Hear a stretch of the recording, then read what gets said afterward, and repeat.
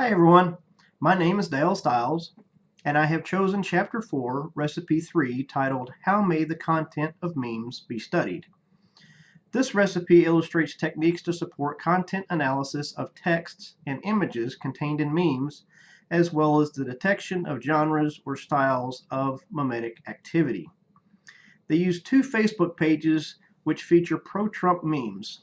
The first page is Breitbart, and the second is God Emperor Trump. I haven't heard of either of these two pages, so this should at the very least be interesting. I chose this topic because I see tons of memes all over Facebook, Twitter, Instagram, and even Pinterest. I know that all of them are loosely based on fact, but they don't tell the whole picture. When someone gives me a scripture passage, I will typically read the whole chapter, or at least the whole subsection, the thought that the passage comes from. And the reason I do this is to check to see if they're using it the way it was written. And I follow the same pattern with my online activities as well. I see a meme, I know that, yeah, okay, it's loosely based on truth, but what's the rest of the story? What's the whole story? I mean, what are you trying to say? Let's not just pull a thread and see how far it goes before it breaks. Let's get to the base of it. Let's get the whole picture. And for that reason, I typically have a tendency, especially in the political realm, to go to C-SPAN because they show the camera entering the room, then all the commotion, then whoever the speaker is comes into the room. They speak beginning to end. They tell everybody, okay, it's time to leave. The camera actually leaves the room. It's beginning to end. It's not a thread. It's the whole package. And they still have to do some background checking, this, that, and the other. But at least you have an idea of what was said, not the little soundbite that you see on the news or the little meme that you see, on Facebook or whatever.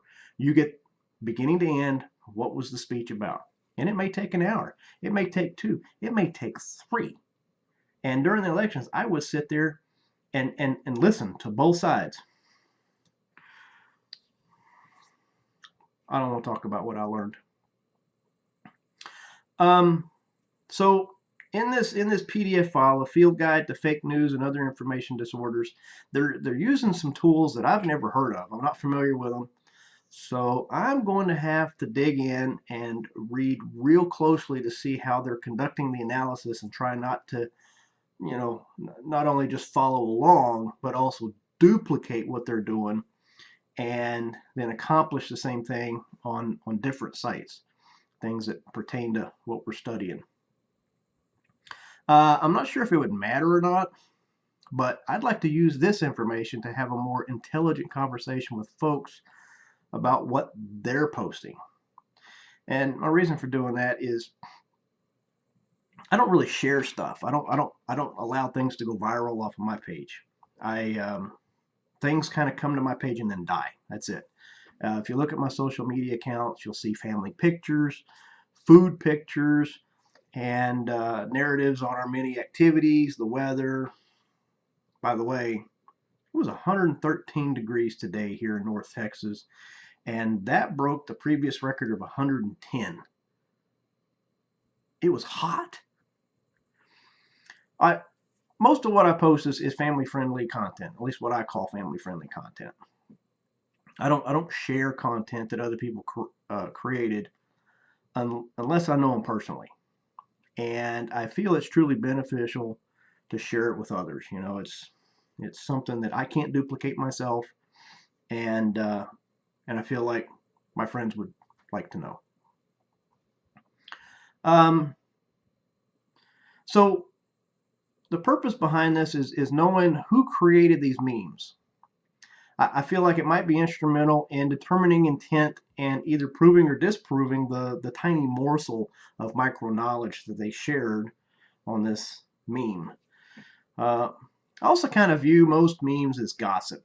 I mean, it's not the whole story for sure, and it's usually intended to either poke fun or insult someone. The text here at the end calls it participatory participatory propaganda, right? We know what propaganda is, right? I think that's an appropriate title. After all, if you follow these memes down the rabbit hole that they're leading you down, you never know what you're going to find. And you know, in reality, if you start digging in a rabbit hole, there's a good chance there's a snake not too far away. So I chose that topic.